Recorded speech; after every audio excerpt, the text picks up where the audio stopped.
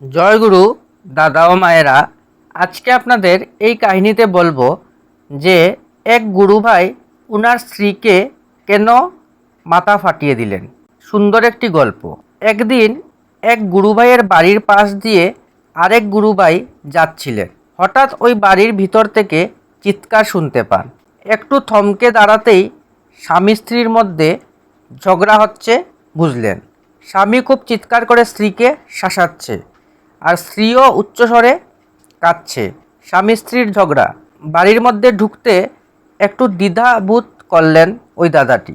কিছুক্ষণ পর ওই বাড়িতে ঢুকতেই ওই ঝগড়া করা দাদাটি দেখেই তার ওই উগ্রমূর্তির পরিবর্তন ঘটিয়ে ওই রাস্তা দিয়ে যাওয়া দাদাটিকে অত্যন্ত বিনয়ের সঙ্গে সাদরে আমন্ত্রণ করে বসতে অনুরোধ করে। মাটি ওই দাদাটিকে দেখে তার কপালে হাত দিয়ে চেপে ঘরের মধ্যে ঢুকে গেলেন। রাস্তা দিয়ে যাওয়া ওই দাদাটি এই দৃশ্য দেখে খুবই বিস্মিত ও সন্দিহান। হঠাৎ দেখেন বারান্দায় কয়েক ফোঁটা রক্তের দাগ। একটি গামলায় সদ্য কাঁচা শাড়ি নীল জলে চুবানো।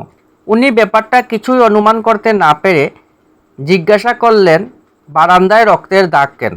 উনার কথা শুনতে পেয়ে ঘর থেকে ওই মাটি বাইরে এসে তার কপালের হাত ছড়িয়ে বললেন, দেখুন, দরজার তালা দিয়ে আমার মাথা ফাটিয়ে দিয়েছে। আরও কিছু বলতে যাবেন, তখন ওই দাদাটি, যিনি ওনার স্ত্রীকে মারলেন, তার স্ত্রীকে বাধা দিয়ে তার স্বভাবসিদ্ধ বক্তৃতার ভাবে বললেন, দাদা, ঠাকুর বলেন অসৎ নিরুধি সত্যই। দেখুন দাদা, আমি তার স্বামী, স্ত্রীর কাছে স্বামী তার দেবতা। ওই দেখুন, গামলার ভিতর শাড়িগুলো এখনও পড়ে আছে, আমার কাপড়গুলি বাইরে পড়ে।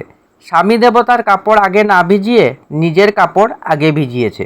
আমি ওকে জিজ্ঞাসা করলে আমার সঙ্গে তর্ক করায় আমার রাগের মাত্রা আরও বেড়ে যায়। আমার হাতের কাছে এই তালাটি ছিল, তা ওর দিকে ছুঁড়ে মারতেই ওর মাথায় লাগে। দেখুন দাদা, এইসব অসৎ স্ত্রী, এদের জন্য ঠাকুরের কত কষ্ট। আমি এইসব বরদাস্ত করব না। স্ত্রী বলুন আর ছেলেমেয়েই বলুন, দাদা, আমি ঠাকুরের বেলা খুবই কঠিন। আরও অনেক কিছু বলতে থাকেন। তখন ওই রাস্তা দিয়ে যাওয়া দাদাটি তাকে বাধা দিয়ে বললেন, শুনো ভাই, তোমার প্রতি আমার একটা অন্য ধারণা ছিল, কিন্তু তুমি এটা কি করলে?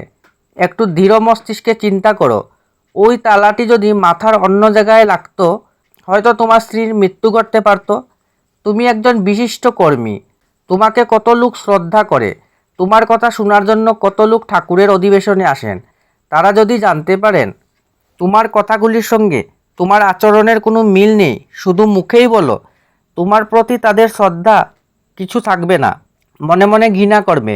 আরও কিছু বলতে যাব, তখন হঠাৎই ওই রাস্তা দিয়ে যাওয়া দাদাটির পা ধরে কাঁদতে কাঁদতে বলে, ভুল হয়ে গেছে, ক্ষমা করুন, রাগের মাথায় করে ফেলেছি, ক্ষমা করবেন। তখন ওই রাস্তা দিয়ে যাওয়া দাদাটি শ্রী ঠাকুরের ফটোর দিকে লক্ষ্য করে বললেন, দুজনে মিলে একসঙ্গে ঠাকুরের কাছে বসে কৃতকর্মের জন্য কাতর প্রার্থনা জানাও। তখন দাদাটি রাস্তার বাইরে এসে ওনার গন্তব্যে চলতে শুরু করলেন। এইটি স্মৃতি জানে আমার জীবন, শ্রী কালীপদ রাহা। আলোচনা কার্তিক। জয়গুরু।